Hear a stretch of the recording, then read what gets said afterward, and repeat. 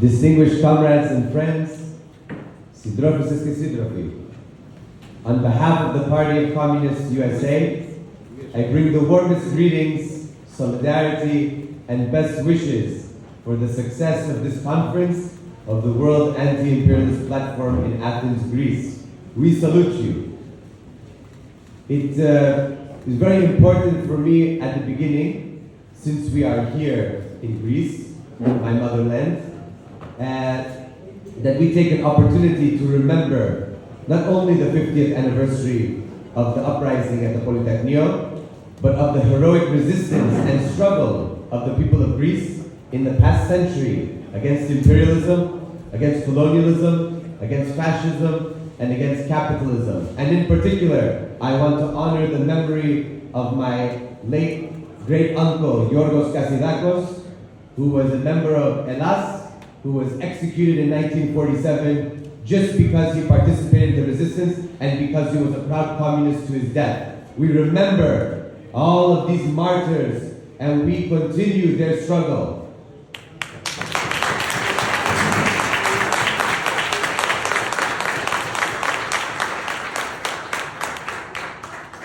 Comrades, under the banner of one war, two fronts, we met in South Korea this spring in the midst of the brutal onslaught of the US, EU, NATO imperialist axis, the struggle on the Russian Federation. We recognize that the imperialist war being fought by the United States, its Western allies, and regional lackeys was taking place on two fronts. The first front, the Eastern European front, is centered in Ukraine as the US, EU, NATO proxy against Russia. The second front, the Pacific East Asian front, is centered on Taiwan and South Korea as the US proxies against China, Russia, and the DPRK. Recent developments require us to further expand our understanding of the fronts in this imperialist war. I believe we can now identify 5 major fronts in the ongoing and expanding US-EU NATO imperialist war. First, the Eastern European front, centered in Ukraine, remains the same. The Ukraine offensive, which was preemptively heralded as a victory in the Western mainstream media, has produced no major results on the battlefield. In fact, multiple Russian counteroffensives are underway.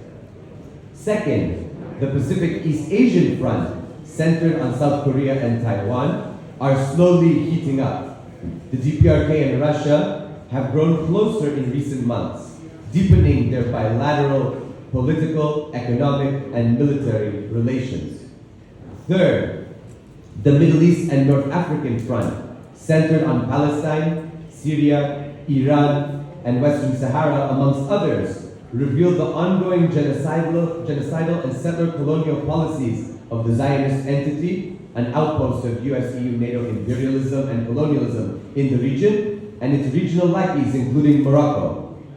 Fourth, the West African front, centered on anti-imperialist countries like Mali, Niger, and Burkina Faso, find themselves in the crosshairs of US-EU NATO imperialism, notably AFRICOM, the US military command that seeks to dominate the African continent.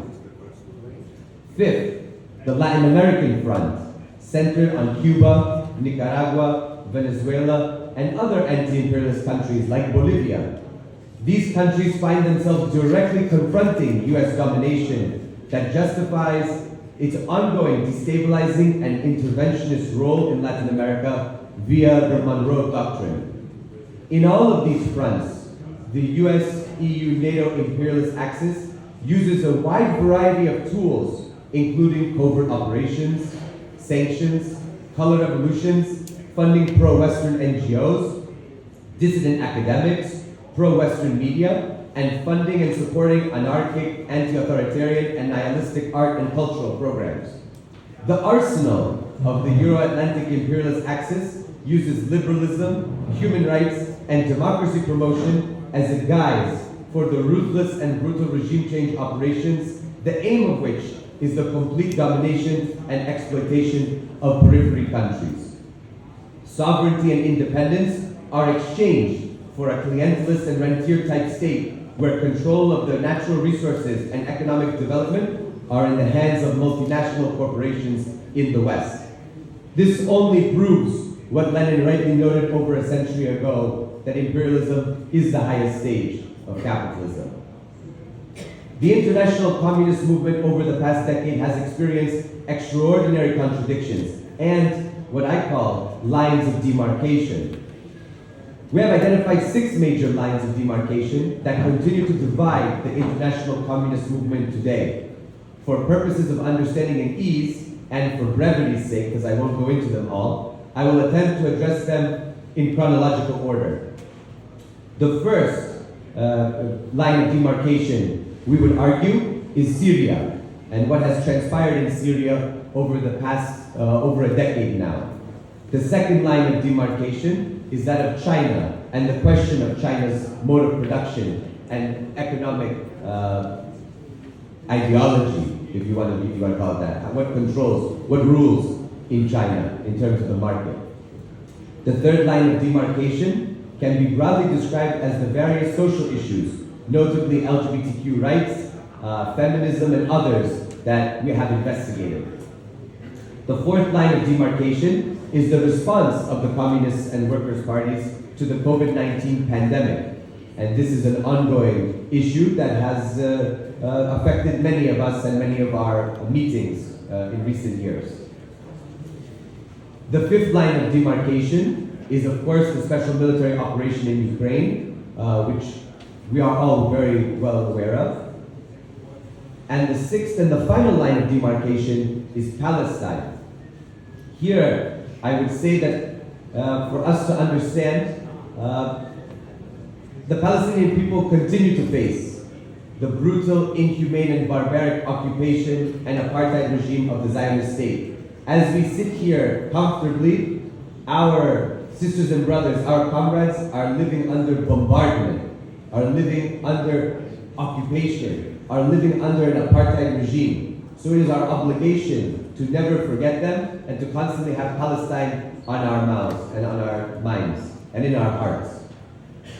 For over 70 years, the Palestinians have faced measures including massacres, ethnic cleansing, displacement, nightly rapes, surveillance, imprisonment, torture, humiliations, terror, and unspeakable horrors. While many communists and workers' parties still advocate for a two-state solution, the Zionist regime itself does not want a two-state solution. For the Zionists, the only people allowed self-determination from the river to the sea are the Jewish people, and that has been enshrined in the law passed by the Knesset. The Soviet Union and the socialist and anti-imperialist states were correct when they drafted and passed the historic United Nations General Assembly Resolution 3379 that declared Zionism as a form of racism. Its revocation in 1991 is part of the larger tragedy of the counter-revolution and liquidationist policies of the Soviet Union before it ceased to exist at the end of that same year. Our task is to support the Palestinian resistance and to aid in the liberation of Palestine from the river to the sea. It is up to the Palestinian people.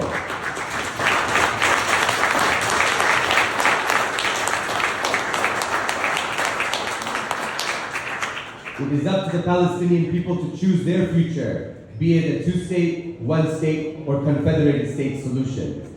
Comrades and friends, our historical duty is to unceasingly confront US, EU, NATO imperialism and all of its proxies around the world. This represents the greatest threat to humanity today.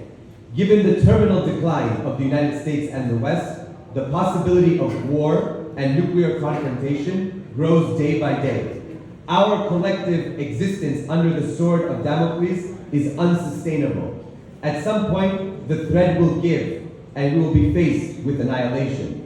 Given the various fronts and lines of demarcation facing the international communist and workers' movement today, we must sharpen our ideological positions and prepare for a prolonged ideological war with those who choose revisionism, opportunism, and factionalism. Our strategy is to be united in confronting imperialism under the banner of the World Anti-imperialist Platform. We must continue to provide solidarity to the peoples of the Donbass of Palestine, Korea, China, Cuba, Venezuela, Zimbabwe, Iran, Western Sahara, and all oppressed peoples and nations who struggle for their liberation from imperialism, fascism, and capitalism. We must heighten and deepen our struggle against the US-EU-NATO imperialist axis, the greatest threat to world peace. Only through the final confrontation with Euro-Atlantic imperialism can we open the possibility of constructing socialism and communism and building a lasting world peace for all. Down with imperialism, colonialism, and Zionism. Down with the US-EU-NATO imperialist axis. Victory to the people of Palestine and the heroic Palestinian resistance. Glory and honor to the Palestinian martyrs. Long live Palestine! Long live Palestine! Long live proletarian internationalism! Long live! Victory to the anti-imperialist struggles around the world! Victory! Venceremos from the river to the sea! Palestine!